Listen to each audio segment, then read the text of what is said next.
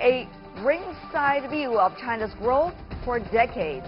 The words of a real China hand, the Swiss magnate Uli Sigg, the largest Chinese contemporary art collector in the world, right after this break. Welcome back. You're still watching World Insight. I'm Tian Wei in Beijing. China's growth in the past several decades was unprecedented, some say, in human history. Many from different parts of the world have witnessed those moments up close, and they have been telling stories from their own experience. Rarely has anyone left his or her mark like the one we're about to meet today.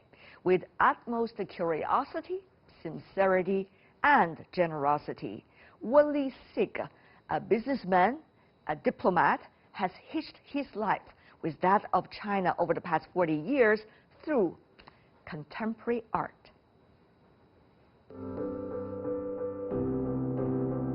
Uli Sigg started his entangled life with China as a businessman who tested the waters at the very beginning of the country's reform and opening up by establishing the first industrial joint venture between China and the West. Later, as Swiss ambassador to China, he laid the foundation of business exchanges between the two countries. Over the years, he became the biggest collector of Chinese contemporary art in the world. Through that collection, he chronologically saves the most recent memories of China's pain and happiness.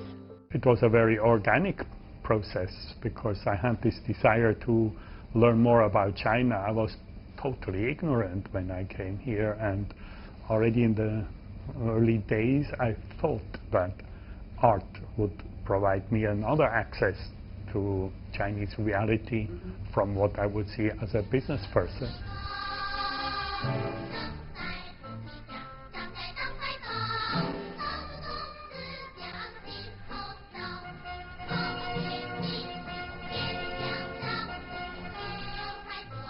At that time I was looking, and in fact I didn't think it was so exciting.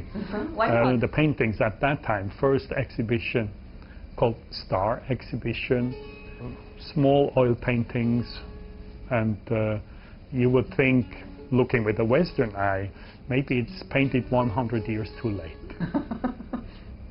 Did you tell the artists? No, because they were not yet in the know what had happened in Western contemporary art, and they did not have access yet to all the apparatus a Western artist would have, like a video camera, like even a computer later. You know, all these things were out of the budget of most artists. Who's the artist that you originally collected? Actually, the first artist work I collected, this artist disappeared from the scene, actually soon afterwards. Interesting. That shows you the risk of collecting contemporary art anywhere. These artists may rise, they may fall, they may cease to do art. That's an example of someone who just disappeared. What is that work about? It's actually a work by a female artist. It's kind of flowery thing, and yeah, that was earliest work. You know, what were some of those most well-known Chinese contemporary artists of the day now like at that time? For example, Xu Bing.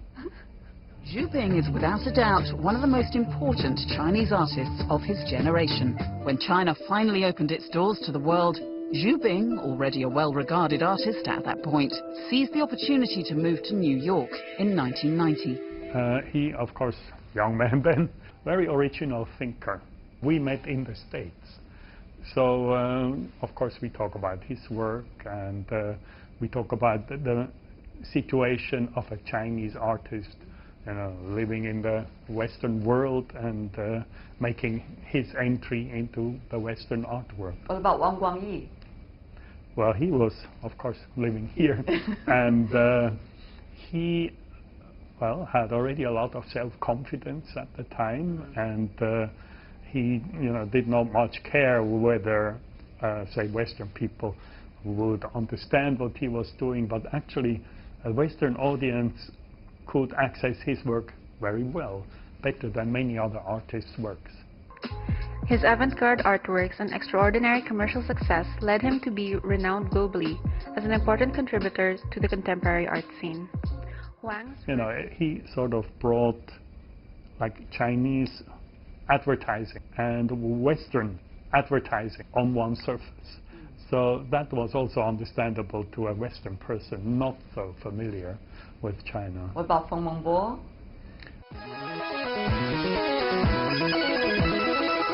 这个就是《Long March Restart》2008年完成的。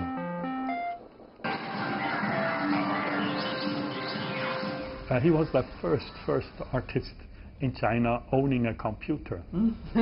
And we discussed in his small apartment about his work, and he actually already started a communication with some software people in the West, and they were just struck what he was able to do. They couldn't explain how he could, as an individual with just a small Apple computer, do these things he actually did.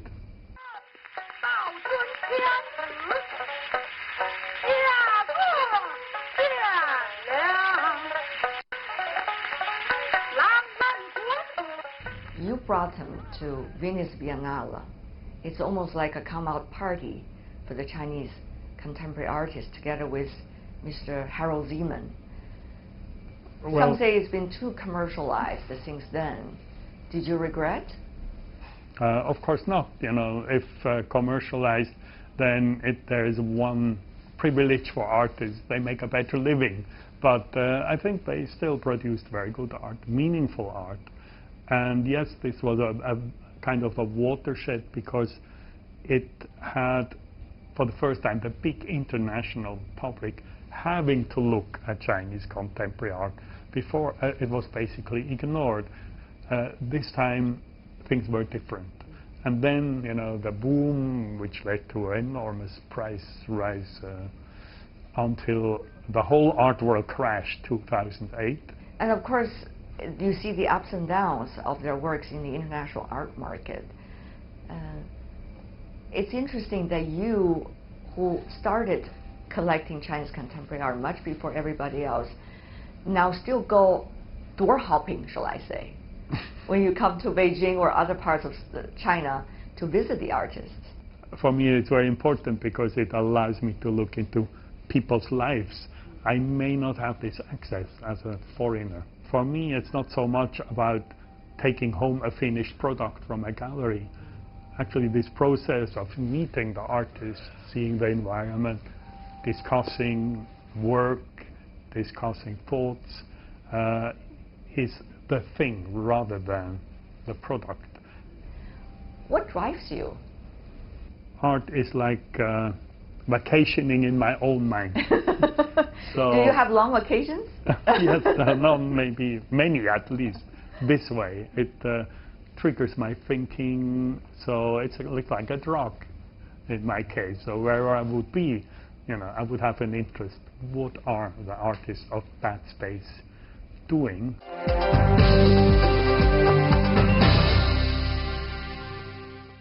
Many say Chinese artists have this luxury that other artists probably in the rest of the world could hardly have, which is a dramatic change in society, a lot of pressure, a lot of contrast, conflicts, challenges, opportunities, personal experiences, all at the same time, explosion of things. Do you think that's true? I think that's true. It may sound a bit cynical even, that big tensions in a society and big ruptures and speed and fast development and urbanization on such a scale, many experiments as China does, no one ever did. This is conducive to create art for an artist. In the Western world, in many situations, many countries, the artists don't have such a resource. So they may dwell more on formal issues, etc. Also fine, but I think the very specific situation of China leads to quite an interesting art creation. How much artists will still be able to reflect in their works what's going on in their real life, the context of their real life? Maybe today's art scene is not political as it was in the 80s or 90s, because lives, developed differently in China. People now have other priorities, and there are issues like consumerism, issues like identity, urbanization. So these issues may not directly appear so political. But it doesn't mean the tension could be less. It doesn't mean their conflict It doesn't could be mean less. that. It doesn't mean that. Also, today's art world is very often less about a very impactful, direct message. Artists prefer to be ambiguous and open up a space so the viewer, will fill that space somehow. So the art goes somewhere else than from being very placative and direct. Do you think Chinese these days like Chinese contemporary art? It's still a small segment of Chinese society. Explain, please. Looking at it, because contemporary art is made according to a very different paradigm than the traditional art. Of course, everyone familiar with traditional art, where you develop the tradition, you build on whatever there is, and it's about beauty, it's about harmony. Contemporary art made to a very different paradigm. Contemporary art very often does away with everything there is, and starts on the green field. Yeah. And beauty may be there, but is not important. And it is more reflecting on society. It's also being critical about society, and it depicts the world as it is, not as it ought to be, like the tradition very often did. That's a big difference, and not everyone can follow that spirit, or it takes exposure. If you can't see the contemporary art, if you don't see it, then how could you understand it? How would you collect it? So that spiral, first has to start to turn.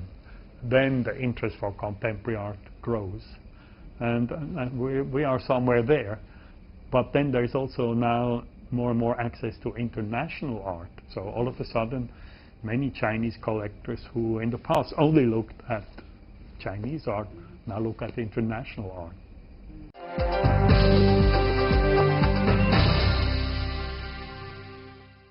And of course, we were there at 798 earlier. We walk around. We saw a lot of Chinese are curious about Chinese contemporary art and even collecting. But do you think the way that the Chinese want to have, in hindsight, reflected in the artwork about China or about their daily life could be different from a foreign, let's just say, collector like you, or someone who collected systematically over the decades? I, for myself, still maintain that the contemporary art maybe provides the best mirror for a society. Of course, you can read 100 books about China, some people may even do that. But to have, say, a real collection or exhibition of Chinese contemporary art just provides you the best insight into Chinese society. Not everyone may share my judgment, but for me, this is very clear. For you, that is a window. Very Nothing clear. could compare. Yes. And, it's also a window for the Chinese audience, just as much, if they take the time. Chinese contemporary art did not come from nowhere. If you look at the very beginning of the PRC, 1949, revolutionary and themes related to that, the building of the country, to later different kinds of political movements, and then reform opening up, and the story goes on. How do you see Chinese contemporary art come into being?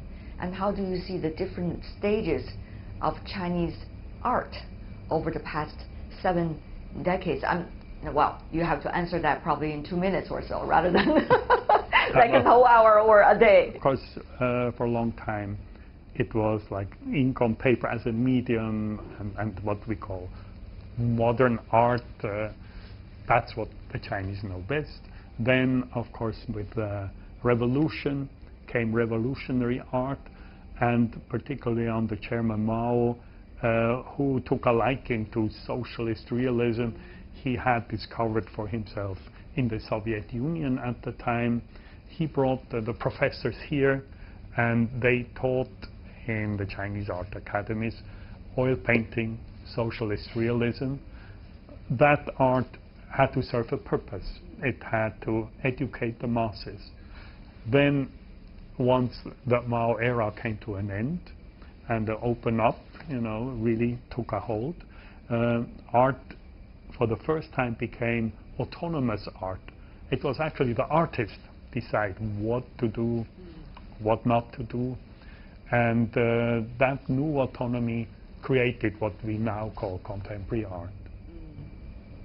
And how is it likely to be developed in the near future? What's the thing that you're reading from your interaction with the artists? I see mainly two directions. One is many artists want to go into this global mainstream art. What does that mean?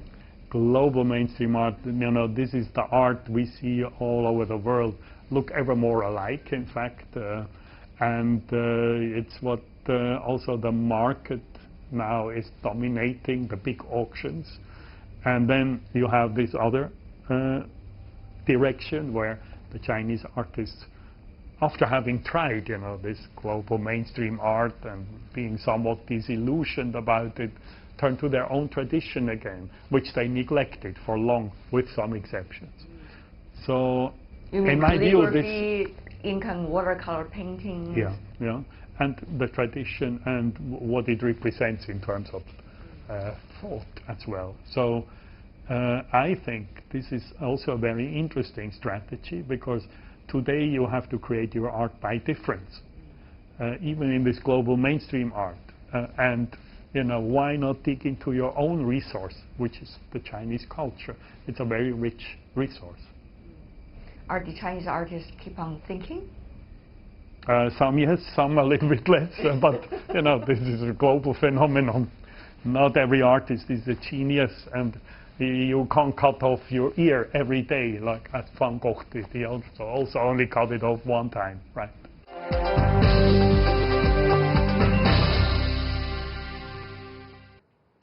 Uli Sigg, the former Swiss ambassador to China, the largest contemporary art collector of China's works. And that is all the time we have for today. If you'd like to see more, try to find us, World Inside CGTN, into your search engine. Check out our YouTube channel, Facebook, Twitter as well. From me, Tian Wei, and everyone on the team, thanks for watching. Tune in again next time for more insights across China and around the world. It's the last weekend of 2019, so make the most out of it. Enjoy, everyone. Bye for now.